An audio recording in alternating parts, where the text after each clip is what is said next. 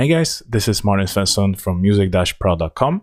In this course, I'm going to learn new GarageBand for Mac. We're going to cover how to download and quick start GarageBand on Mac, and we're going to open up App Store and show how to actually get GarageBand to our computer. Then we're going to cover the full sound library that comes with GarageBand. It's a big sound library that is included as well. Then we're going to take a look how to get free sample packs that is exclusive with this course.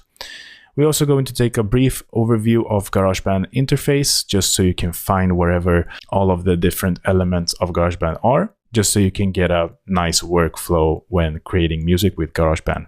Then we're going to create 2 full tracks. We're going to create 1 hip-hop track and we're going to create 1 EDM track.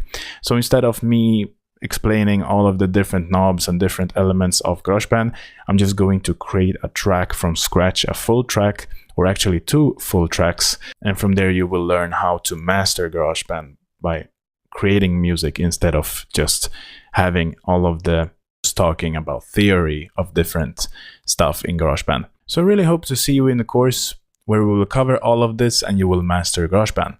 So see you in the course.